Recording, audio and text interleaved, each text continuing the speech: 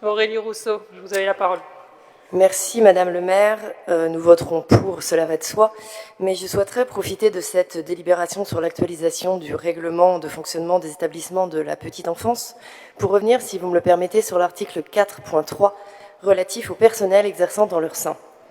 Vous en conviendrez, ce dernier stipule clairement que le personnel encadrant doit être diplômé d'État, soit d'un CAP petite enfance, soit d'un diplôme d'auxiliaire de puériculture ou d'éducateur de jeunes enfants, conformément d'ailleurs à la législation française en vigueur, et notamment l'arrêté du 26 décembre 2000, qui énonce également d'autres qualifications pour être parfaitement exhaustives, qui sont autorisées à travailler dans ces établissements dans la limite de 50% maximum de l'effectif.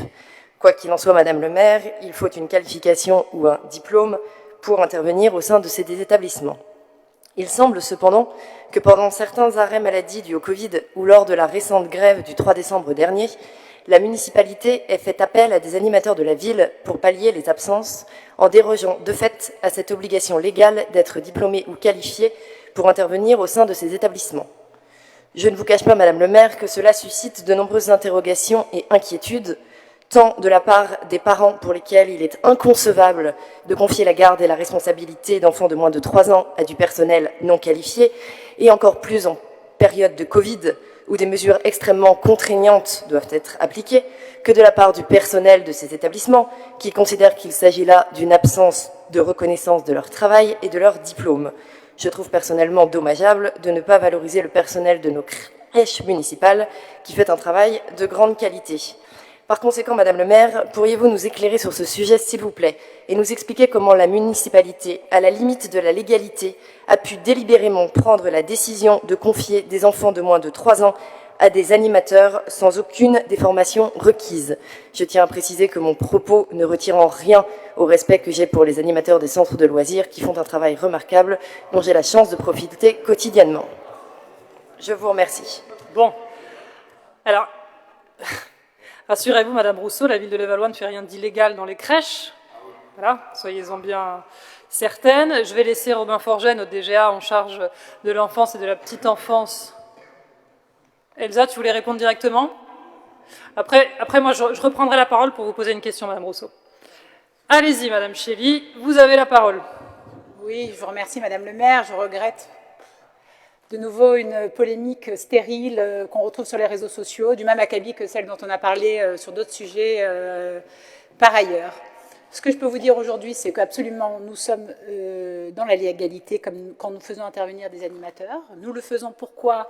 Pour éviter d'avoir à fermer des sites de la petite enfance en cas de grève ou en effet en cas de Covid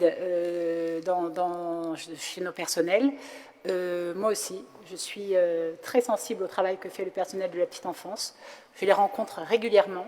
Je suis à leur écoute. Mon bureau leur est ouvert toute la semaine.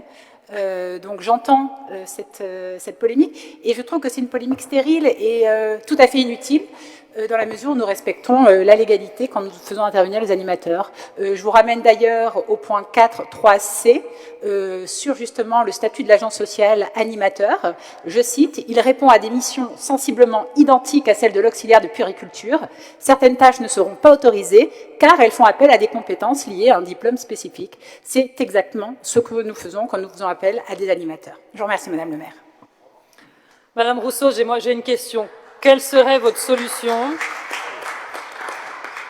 Quelle solution apporteriez-vous aux familles qui n'ont pas de solution de garde et qui se retrouvent donc avec leurs enfants face à une structure qui a du personnel en grève, et c'est évidemment tout à fait leur droit?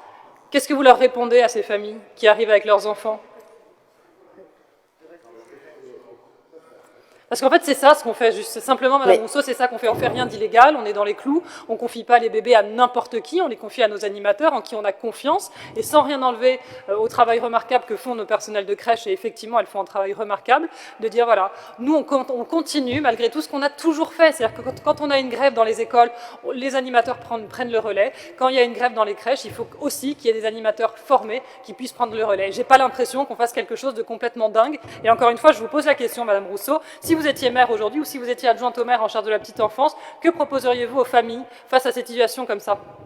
Alors déjà, Madame le maire, je pense que prévenir les parents la veille que c'était des animateurs non formés et non qualifiés pour la petite enfance aurait été la moindre des choses que de leur Donc, dire qu'il y aurait attendez, continuité de service. Clairement, c'est-à-dire qu'on obligerait notre personnel de crèche à nous déclarer plus tôt qu'ils sont grévistes, parce que ça, c'est juste la loi. Hein. Non, mais le mail laconique qui a été envoyé aux parents disant qu'il y avait une continuité de service sous-entendait que la continuité de service serait faite avec du personnel qualifié. Or, ce n'était pas le cas. Donc nos animateurs ne sont pas qualifiés. Les animateurs de centres de loisirs, Madame le maire, ne sont pas qualifiés pour travailler dans un établissement avec des enfants de moins de 3 ans. Je suis désolée. Ceux qui sont pris pour être en remplacement dans la crèche ont tous un CAP petite enfance. Donc je ne sais pas de qui vous parlez quand vous parlez de personnel non qualifié, mais certainement pas du personnel qui a été mis en remplacement dans nos crèches. Ah bah écoutez, il y avait, ne serait-ce qu'à la crèche Tom Pouce, 3 animatrices de centres de loisirs sans aucune formation pour une section. Donc voilà, je ne doute pas que la ville de Levallois respecte la loi. Shame, c'est parti, j'attends les noms. Je trouve qu'il s'agit d'une inconscience totale et ces propos m'ont été remontés tant à la fois par le personnel que par les parents qui étaient extrêmement inquiets et déçus de ne pas avoir été prévenus que ce n'était pas du personnel de crèche qui assurerait la continuité. Je vous remercie. Monsieur Forget, vous avez la parole. Merci, Madame le maire. Je voulais juste vous rappeler... J'espère que vous aurez une réponse, Madame Rousseau, parce que moi, je n'en ai pas eu à la question que je vous ai posée. C'est pas grave. Allez-y, Monsieur Forget. Je voulais juste compléter, effectivement, c'est du personnel qui est diplômé. Vous disiez que les familles n'ont pas été informées. Il est difficile, quand on ferme une crèche du jour au lendemain pour Covid, de pouvoir communiquer à toutes les familles, ou le soir, ou le matin, et c'est ce qu'on a fait. Donc 48 heures à l'avance, ça n'est pas envisageable.